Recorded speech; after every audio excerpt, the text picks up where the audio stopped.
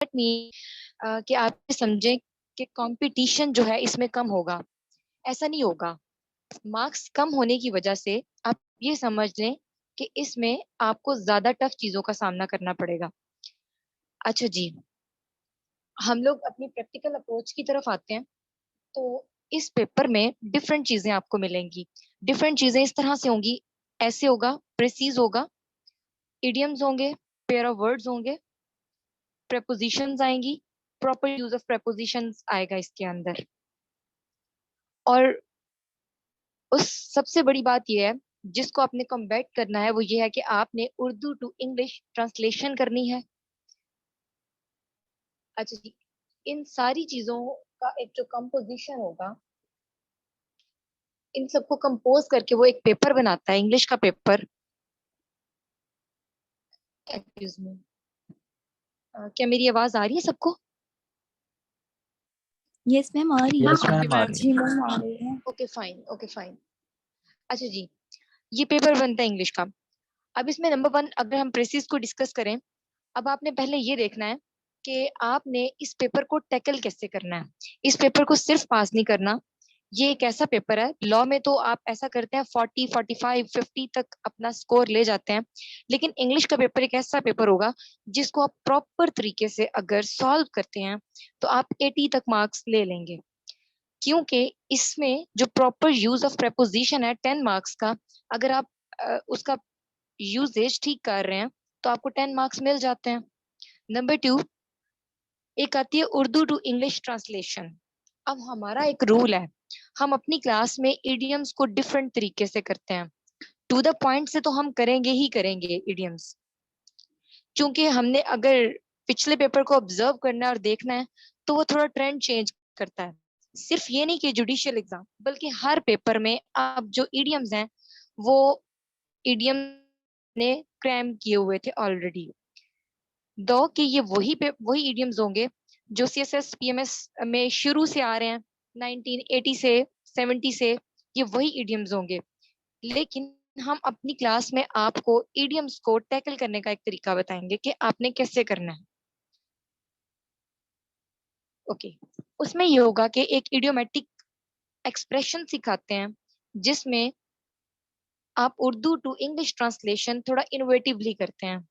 उसमें ये नहीं होता कि 20 मार्क्स का पैराग्राफ है, 10 मार्क्स का पैराग्राफ है तो आप ये एक्सपेक्ट करें बस हो गया है, 5 नंबर आ जाएंगे, 3 नंबर आ जाएंगे, 4 नंबर आ जाएंगे। ऐसा नहीं होगा, बल्कि हमारी क्लास में ये डिस्कस किया जाएगा कि आप 10 में से 8 मार्क्स अपने पैराग्राफ में कैसे लेंगे। If it is like 20 marks तो आप 18 मार्क्स कैसे लेंगे, आप 17 मार्क्स कैसे लेंगे, और आप 15 मार्क्स कैसे लेंगे। इसका एक्सप्रेशन जो है वो हम अपने इस पूरे सेशन में डिस्कस करेंगे। अच्छा जी, इडियम्स हो गए 10 नंबर के, 10 नंबर का ट्रांसलेशन हो गया, ये दोनों इंटरलिंक्ड है। प्रेसिस की तरफ आ जाएं। अब प्रेसिस की अप्रोच, अब प्रेसिस में ऐसा होता है, स्टूडेंट्स ये क्लेम करते हैं कि उनको प्रेसिस करना नहीं आती, उनको प्रेसिस का प्रॉपर तरीका नहीं आता, प्रेसिस करवाई नहीं गई। ये क्या प्रॉब्लम है? प्रेसिस करने के लिए क्या प्री रेक्विजिट है इसका? अच्छा जी, इसके लिए बहुत जरूरी बात यह है कि आपकी जो ग्रामेटिकल अप्रोच है वो बिल्कुल करेक्ट हो। ग्रामर क्या होती है? ग्रामर होती है जो आपने करनी है, that is parts of speech. अब पार्ट्स ऑफ स्पीच क्यों इंपॉर्टेंट है वो मैं आपको बताऊंगी। पार्ट्स ऑफ स्पीच में सबसे पहले तो आपके दो चैप्टर, कंजंक्शन और प्रपोजिशन। देखें, अब जो कंजंक्शन है, it tells us about proper connectors. ये एक बड़ा चैप्टर है, एक्सटेंसिव चैप्टर है, जिसके अंदर हम डिफरेंट चीजें सीखते हैं। अच्छा जी, जो कनेक्टर्स की बात है, उन कनेक्टर्स के बगैर ना तो हम प्रेसीज कर सकते हैं, ना तो हम ऐसे कर सकते हैं। एक रूल है ना, वो हम अचीव नहीं कर सकते इसके बगैर। Number two, preposition. Preposition preposition का भी जो एक प्रॉपर, एक करेक्ट यूज होता है आपके प्रेसिस के अंदर, आपके एसेस के अंदर, ये एक प्री रेक्विजिट है आपके एसे और प्रेसिस का, जिसको आपने करना है। अच्छा, इसके साथ ही साथ आपको एक अलग से 10 नंबर का क्वेश्चन भी इसका आ जाता है, 5 नंबर्स का क्वेश्चन आ जाता है जो आपने करना होता है। उसके बाद हम लोग आ जाते हैं वर्ब एंड एडवर्ब्स की तरफ। अच्छा, वर्ब और एडवर्ब जो होता है, इसमें हम लोग अपने फ्रेजल वर्ब सीखते हैं। फ्रेजल वर्ब्स का अलग से भी क्वेश्चन आता है जो कि इडियम्स में मिक्स होके आता है। जैसे पिछले साल इडियम्स के अंदर फ्रेजल वर्ब्स भी मिक्स होकर आए थे। इडियम्स और फ्रेजल वर्ब्स के अंदर थोड़ा एक माइन्यूट सा डिफरेंस है, ये एक अलग से क्वेश्चन आता है। उससे क्या क्या फायदा होता है, उसमें हम ये चीजें सीखते हैं कि एक तो हमने अपना वो जो सेपरेट 10 मार्क्स का क्वेश्चन है उसको कैसे हैंडल करना है। नंबर 2, हमने एक जो हमारा एक्सप्रेशन होगा उसको कैसे इम्प्रूव करना है। इस लिहाज से पार्ट्स ऑफ स्पीच आपको पूरी तरह सिखाए जाएंगे, 8 के 8, और एक्सटेंसिवली सिखाए जाएंगे। फिर हम ग्रामर्स में हमारे कुछ चैप्टर्स हमने ऐड किए हैं। नंबर सिस्टम होता है जिसमें हम सिंगुलर और प्लूरल के साथ साथ हम स्पेल सिस्टम सिखाते हैं। जहां पर आपको स्पेलिंग नहीं आ रहा होता या फिर स्पेल का प्लस नहीं आ रहा होता, उस स्पेल का प्लस आप कैसे कर सकते हैं वो हम आपको बताएंगे। नंबर 2, सेंटेंस स्ट्रक्चर, क्लॉजेस के बारे में आपको बताया जाएगा कि क्लॉजेस क्या होते हैं, सो दैट कि आप अपने क्लॉजेस को इम्प्रूव कर सकें, अपने सेंटेंस स्ट्रक्चर को इम्प्रूव कर सकें। क्योंकि कंपेटिटिव एग्जाम के लिए ये तो जरूरी है ना कि आप एक कॉम्प्लेक्स राइटिंग स्ट्रक्चर को फॉलो करें। अगर कॉम्प्लेक्स राइटिंग स्ट्रक्चर नहीं है तो फिर करेक्ट राइटिंग स्ट्रक्चर जो है आप उसको फॉलो करें। उसके लिए आपको सेंटेंस का चैप्टर जो है वो पढ़ना चाहिए। अच्छा, यहाँ तक मैं आपको एक बात बता दूं कि स्टूडेंट्स को ये लग रहा होता है कि इंग्लिश इज नथिंग, ये हम कर लेंगे, लेकिन इंग्लिश में फेलियर रेशो जुडिशरी में बहुत ज्यादा है। उसकी वजह यही है कि आपको लगता है हम कर लेंगे, लेकिन वो एक सब्जेक्ट स्पेशलिस्ट होता है और वो पेपर चेक करता है और आप वो नहीं कर पाते जो वो आपसे रिक्वायर कर रहा होता है। उसके लिए एक्सटेंसिव प्रैक्टिस के साथ साथ आपको कोचिंग की भी जरूरत पड़ेगी जो कि आपको यहाँ दी जाएगी। अच्छा, हमारा एक क्वेश्चन रहता है ऐसे का, व्हाट इज एन ऐसे। ऐसे क्या होता है, यहाँ पर ऐसे 20 मार्क्स का है, ये 30 मार्क्स का भी हो सकता है। दिस ऐसे इज डिफरेंट फ्रॉम अदर ऐसेज। जैसे पीएमएस में एक 100 मार्क्स का ऐसे आता है, सीएसएस में भी एक 100 मार्क्स का ऐसे आता है, जिसमें वो आर्गुमेंटेटिव पूछता है, एक्सपोजिटरी पूछता है, डेफिनेशन ऐसे होता है, वो किसी भी तरह से पूछता है, कुछ कंट्रास्ट ऐसे होते हैं।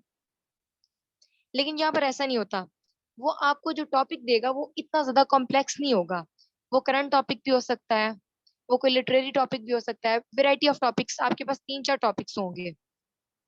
अच्छा, उन टॉपिक्स में क्या होगा, ये आपकी अपनी अप्रोच होगी, ये आपको खुद पता चलेगा कि ये आर्ग्यूमेंटेटिव ऐसे है या एक्सपोजिटरी ऐसे है। इसमें आपको उतनी ज्यादा मेहनत नहीं करनी पड़ेगी जितनी आप सीएसएस और पीएमएस में करते हैं, लेकिन ये चीज है कि आपको ऑथेंटिक इंफॉर्मेशन उसके अंदर ऐड करनी है। ऐसे का एक रूल होता है ऐसे को पास करने का। अब आप ये अज्यूम करें कि एक 100 नंबर का पेपर है, लेकिन उसमें आप एक 20 मार्क्स के पेपर में बैठे हुए हैं, दैट इज एन ऐसे जो कि 20 नंबर का है। अब आपको 20 नंबर में पास होना है और आप ये सोच लें कि आपको मार्क्स में पास होना है और आपको 15 मार्क्स लेने चाहिए, तो आपको क्या करना चाहिए उसके लिए।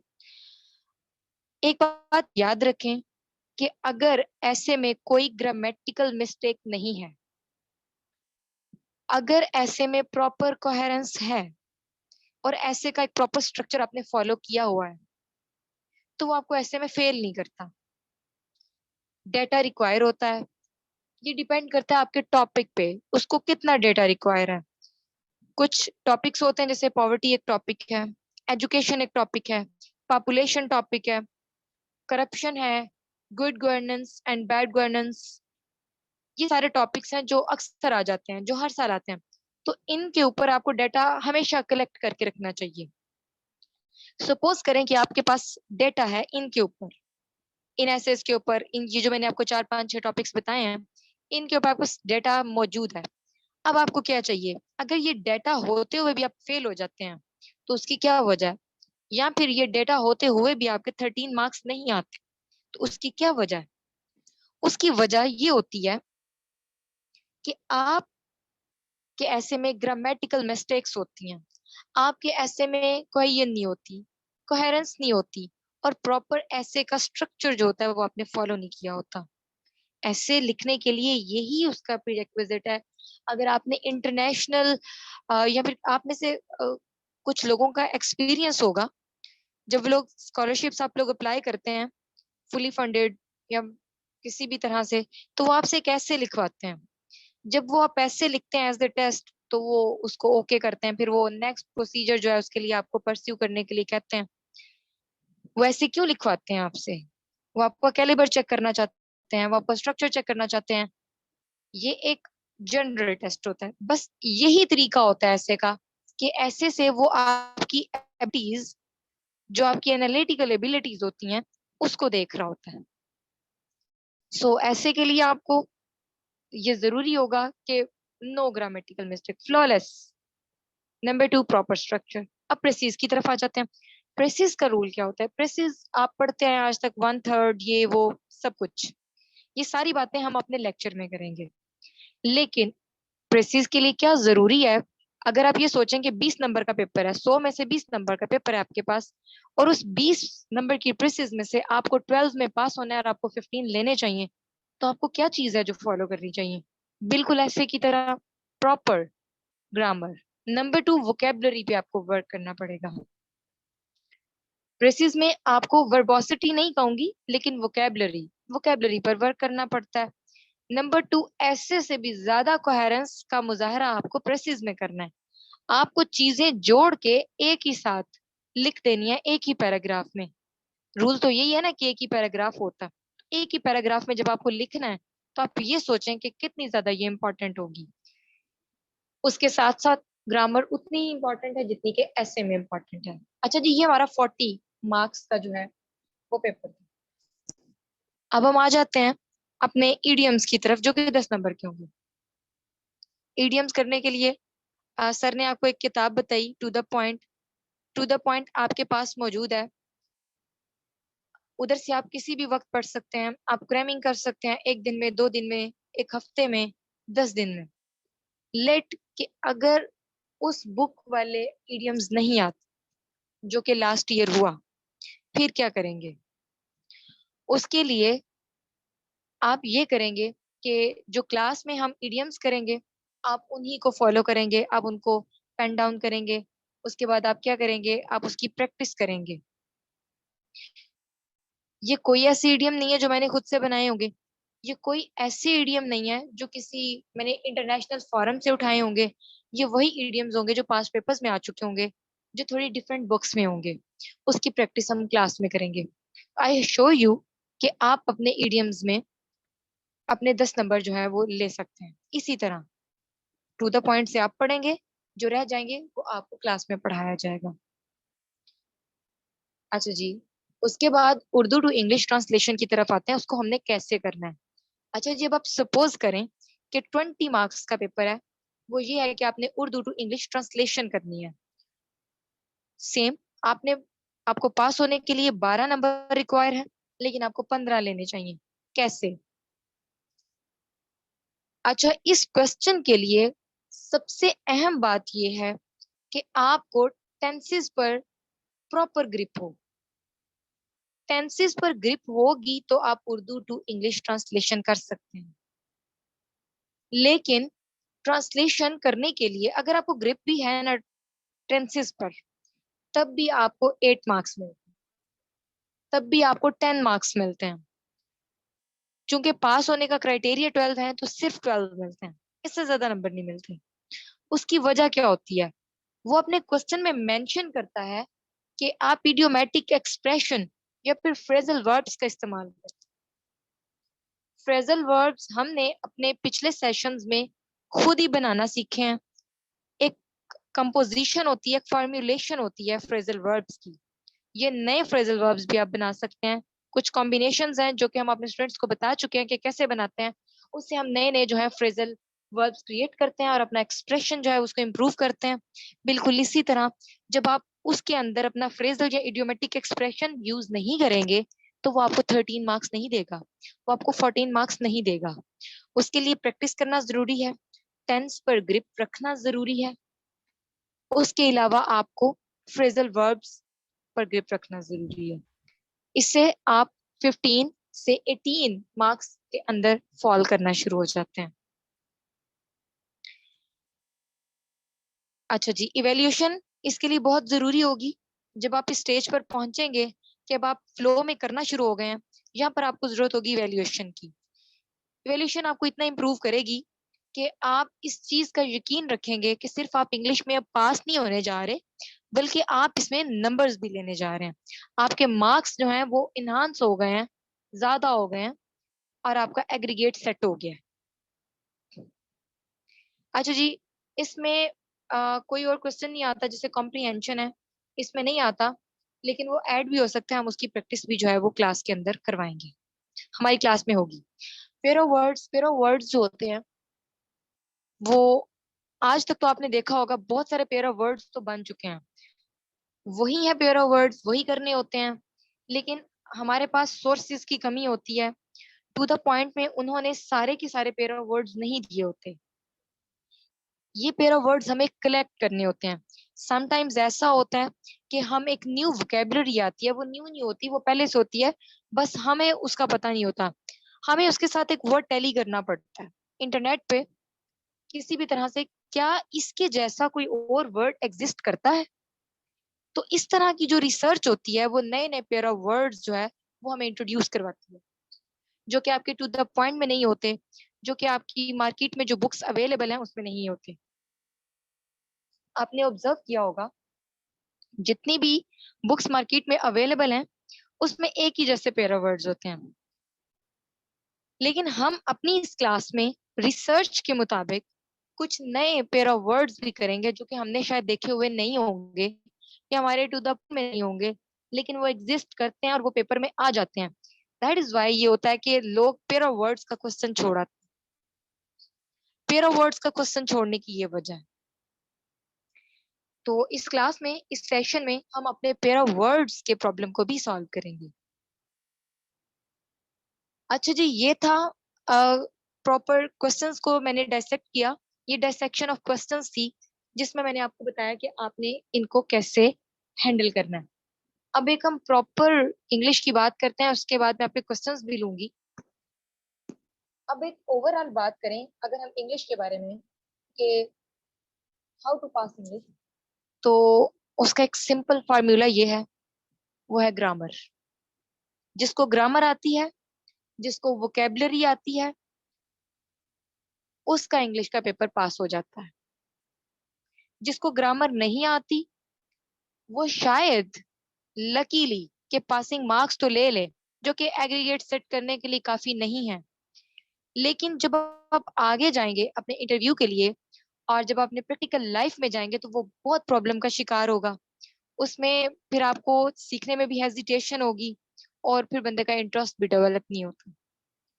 तो यहाँ पर सिर्फ एक सिंपल स्ट्रेटजी इंग्लिश को पास करने की ये है कि आप ग्रामर पर अपनी ग्रिप रखें, ग्रामर सीखें, वोकेबलरी को डेली सीखें और टेंसेस को डेली सीखें। This is a simple strategy to pass the English. अब यहाँ तक किसी का कोई क्वेश्चन है तो वो मेरे से डिस्कस करें।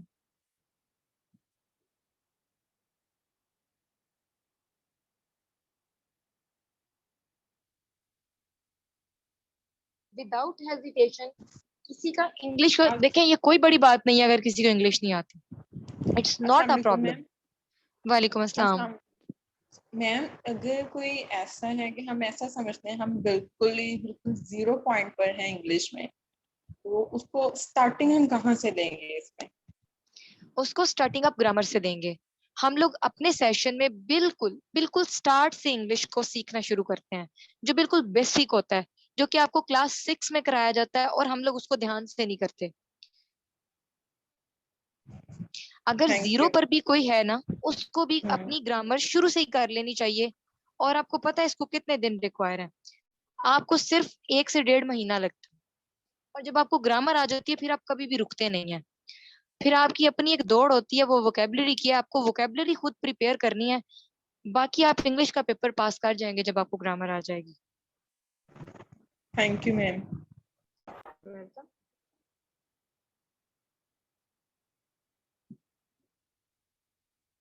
अच्छा जी, अस्सलाम वालेकुम और कोई मैम। क्वेश्चन? वालेकुम अस्सलाम। मैम इसमें ऐसे आप कह रही थी कि इसमें अलग से पास मार्क्स होने चाहिए, पासिंग मार्क्स, तो क्या ये रूल नहीं, है या फिर आप? बिल्कुल रूल नहीं है। मैंने सिर्फ ये डायसेक्शन की है इसलिए कि आप लोग ये सोचें कि आपको ऐसे में 20 में से 15 मार्क्स लेने चाहिए, 13 या 12 एटलीस्ट लेने चाहिए। ठीक मैम, ठीक हो गया, थैंक यू मैम।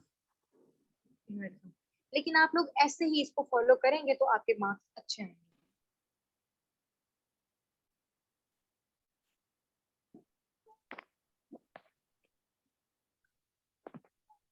किसी और का कोई क्वेश्चन? अस्सलाम वालेकुम मैम। वालेकुम अस्सलाम। मैम मेरा क्वेश्चन है कि सिनोनिम्स जो है वो कितना इफेक्टिव रोल प्ले करते हैं ऐसे राइटिंग में? इतना इफेक्टिव रोल प्ले करते हैं कि सबसे पहले आपको ये पता होना चाहिए जो वर्ड आप यूज कर रहे हैं। जैसे एक वर्ड होता है गुड, ठीक है? आप ये देखें कि हमें जो हमारी टीचर्स जब गुड दिया करती थी तो हमें स्टार भी दे दिया करती थी। तो वो स्टार क्या था? वो हमारे गुड का एक सिनोनिम था। तो आपको पहले एक प्रॉपर वर्ड आना चाहिए, उसके बाद आपको सिनोनिम आना चाहिए। उसको ये नहीं पता कि आप सिनोनिम इस्तेमाल कर रहे हैं किसी चीज का। हो सकता है गुड भी उसी चीज का सिनोनिम हो जो आपने पहले इस्तेमाल करना हो। ये जरूर एक अच्छी बात होगी कि आपके पास अच्छी वोकेबलरी हो। अच्छी वोकेबलरी एक इफेक्टिव रोल प्ले करेगी आप कैसे में। लेकिन फिर से कहूंगी, वर्बोसिटी नहीं।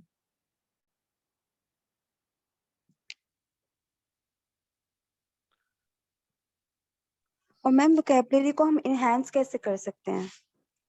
आप वोकेबलरी को डिफरेंट तरीकों से एनहांस करते हैं। अच्छा जी, कुछ लोग होते हैं जो सब टाइटल्स से सीखते हैं, मूवीज से, अपने अपने इंटरेस्ट होते हैं। कुछ लोग इवन पाकिस्तानी ड्रामास देख रहे होते हैं, वो भी सब टाइटल्स के साथ देख रहे होते हैं। ये भी एक अच्छा सोर्स है। नंबर 2, कुछ लोग डॉन आर्टिकल्स पढ़ते हैं। डॉन हो गया, इकोनॉमिस्ट, द न्यूज, व्हाटएवर, कोई सा भी हो गया। वहां से कुछ लोग अपने जो उनको वर्ड अच्छा लगता है, जो इम्प्रेस करता है, उसको हाईलाइट करते हैं और वहां से सीखते हैं। समटाइम्स लोग सोशल मीडिया पर जो पोस्ट चल रही होती हैं, जो रोमिंग कर रही होती हैं, वहां से सीखते हैं। मेरे कॉन्टेक्ट लिस्ट में कुछ ऐसे लोग होते हैं जो ऐसी पोस्ट करते हैं, मुझे उनके वर्ड्स अच्छे लगते हैं, तो लोग उधर से सीखते हैं। अब वोकेबलरी को इन्हांस करने के डिफरेंट तरीकाकार है। आप ये भी कर सकते हैं, आप इंटरनेट पर डेली, मतलब अगर आज इट इज 18, अगर आज 18 है तो आप 18/7/2022 की वोकेबलरी निकालें। आप वहां से भी वर्ड्स ले सकते हैं। इंस्टाग्राम पर बहुत सारे ऐसे पेजेस हैं जहां पर उन्होंने एक एक डॉन का पेज रखा हुआ है और उसके अंदर से उन लोगों ने वोकेबलरी को हाईलाइट किया हुआ है सिर्फ।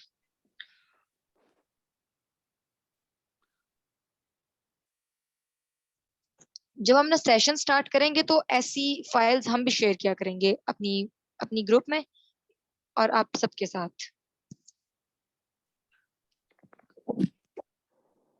अस्सलाम वालेकुम मैम। वालेकुम अस्सलाम। मैम ये पूछना चाहता हूँ, अगर बहुत वीक इंग्लिश हो तो इट इज़ पॉसिबल कि 6 मंथ में आप आहिस्ता आहिस्ता परसेंटेज अपनी इंग्लिश के ऊपर लेके जा सकते हो और इसको पास कर सकते हो, क्रैक कर सकते हो एग्जाम को? इट इज एब्सोल्युटली पॉसिबल, लेकिन उसके लिए आपकी कमिटमेंट्स और आपकी कंसिस्टेंसी जो है वो बहुत जरूरी होगी।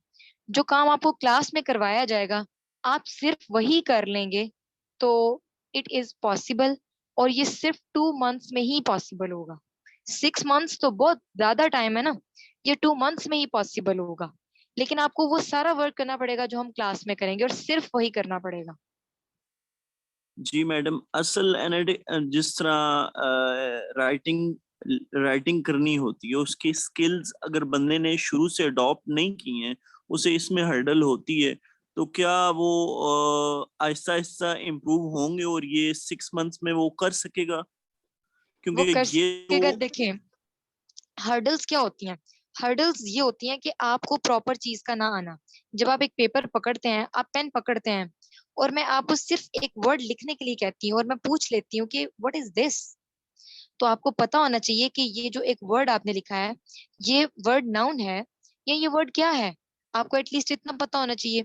या फिर जब आप एक सेंटेंस लिखें तो उसके अंदर आपने सेंटेंस का जो एक स्ट्रक्चर है उसको फॉलो करना होता है, जिसमें आपका वर्ब शामिल है, आपका सब्जेक्ट शामिल है, हेल्पिंग वर्ब शामिल है। ये सारी चीजें जो मिलके एक सेंटेंस बनाती हैं, ये सारी चीजें शामिल जी है। मैम। अगर ये चीजें आपको आती हैं तो आपका सेंटेंस जो है वो कंप्लीट है। उसके बाद आपको वर्क करने की जरूरत होती है अपनी ग्रामर के ऊपर, ठीक है?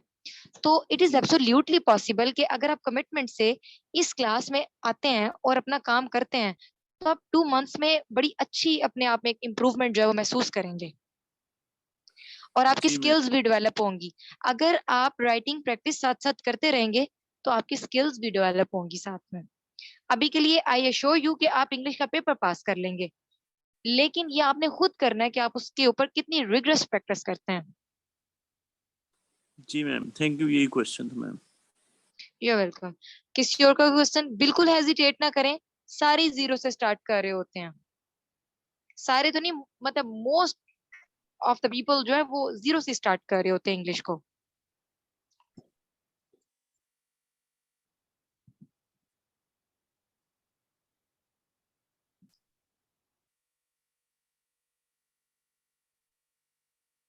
Anyone else?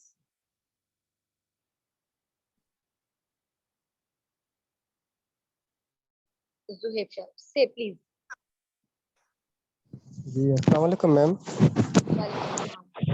मैम मेरी एक कंफ्यूजन शायद सबकी जैसी ही हो कि हमें जब भी ग्रामर पढ़ने के लिए कहा जाता है तो हमें ऐसा लगता है कि हम बिल्कुल शुरू से पढ़ रहे हैं, जबकि हमने कई दफ़ा इस चीज़ को पढ़ा होता है। तो how to handle this situation के हमें ऐसा क्यों लगता है कि हमें शुरू से सब कुछ देखना होगा और कभी भी हमने इसको प्रॉपरली कंप्लीट नहीं किया था। मैम मेरे केसेस में तो यही हुआ है। हाँ, ये बहुत सारे स्टूडेंट्स का एक प्रॉब्लम है।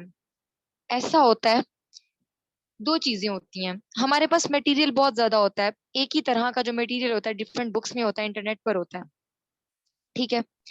अब कुछ टीचर्स का पढ़ाने का ऐसा तरीका होता है कि वो लोग कॉपी कर रहे होते हैं और वो पढ़ा रहे होते हैं, तो स्टूडेंट को समझ नहीं आती, या फिर वो स्टूडेंट के लेवल पर नहीं पढ़ा रहे होते या उससे ज्यादा पढ़ा रहे होते हैं। और सम टाइम स्टूडेंट को ऐसा लगता है कि इसका यूजेज क्या है, मैं ये पढ़ क्यों रहा हूँ, जब इसका इस्तेमाल ही कोई नहीं है, जब इसकी कोई एप्लीकेशन नहीं है तो मैं इसको क्यों पढ़ रहा हूँ। तो उसका इंटरेस्ट कम हो जाता है। तो उस कम इंटरेस्ट की वजह से वो उसको प्रॉपर लर्न नहीं करता, फॉर ग्रांटेड लेता है। और वो फॉर ग्रांटेड लेने की वजह से आपको लगता है कि ये चीजें मेरी आंखों के आगे से गुजर चुकी हैं, मैं इससे फेमिलियर हूँ, लेकिन इसकी जरूरत नहीं है। लेकिन जब जरूरत महसूस होती है तो बंदा परेशानी महसूस करता है, जैसे कि अब इस दफा परेशानी महसूस हो रही होगी क्योंकि यहाँ पर सेल्फ राइटिंग करनी है। This is the reason.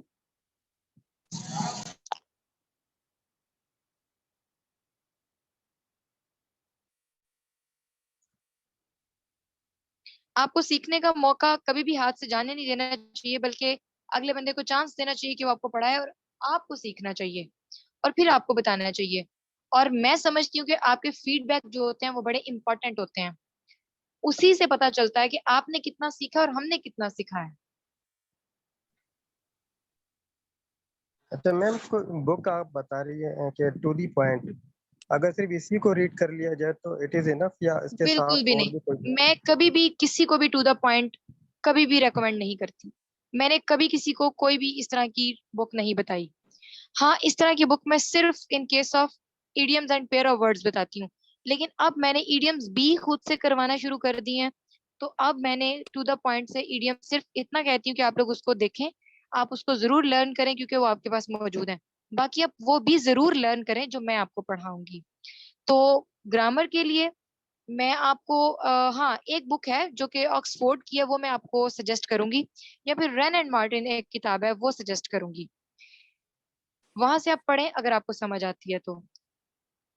Otherwise मैं अपने सेशन में कोई भी किताब जो है उसको सजेस्ट नहीं करती। उसकी वजह यह है कि हम लोग अपने नोट्स बनाते हैं और वही नोट्स जो होते हैं वो काफी होते हैं। यहाँ पर और भी स्टूडेंट्स हैं हम लोगों के जो कि प्रीवियस सेशंस में रह चुके हैं। कौन कौन है? मिस फरवा है, मिस नईमा है, ये आपको बता सकते हैं कि हम लोग अपने ही नोट्स बनाते हैं ग्रामर पे और वो काफी एनफ होते हैं।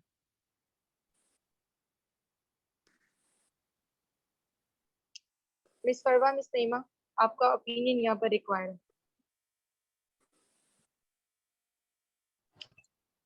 जी मैम, बिल्कुल। हम मतलब कोई भी बुक को फॉलो नहीं करते, मतलब जैसे कि लाइकली आप कोई बुक बता दें और उसमें से डेली का अपने चैप्टर रीड करना होता है। मैम हमें रैंडमली करवाती हैं, इडियम्स भी और पेयर ऑफ वर्ड्स भी, और ग्रामर का तो उन्होंने बिल्कुल जैसे पढ़ाता है उस तरह से, और स्पीच भी हम इसी तरह से लर्न किए। इवन हम लोग भी बहुत दफ़ा ये पढ़ चुके हैं, लेकिन हमें नहीं समझ आती थी, लेकिन मैम ने इतना अच्छा डिफाइन किया है कि मैंने फर्स्ट टाइम जो है ना इतना अच्छा पार्ट्स ऑफ स्पीच को अब मुझे इतना अच्छा आता है कि लाइक फिंगर टिप्स पे याद है। तो आई गेस कि जो लोग न्यू हैं, मैं ये रिकमेंड करूँगी कि वो सेशन को ज्वाइन करें, उसके बाद ही मैम की जो क्लासेस हैं उससे वो खुद ही जज कर सकते हैं कि भाई मैम का जो पढ़ाने का वे है ना वो टिपिकल नहीं है, वो थोड़ा डिफरेंट है, वो बुक वाला भी नहीं है। लाइक वो खुद से नोट्स बनाती हैं, फिर वो हमें देती हैं और फिर हम उस पर ही सारा वर्क करते हैं। और ये वो लकी स्टूडेंट्स है, मुझे ऐसा लगता है कि ऐसा होगा कि जब इनके पास कोई अनसीन चीज आ जाएगी ना तो वो परेशान नहीं होंगे, और इंशाल्लाह सब लोग भी परेशान नहीं होंगे। किसी और का कोई क्वेश्चन है तो प्लीज।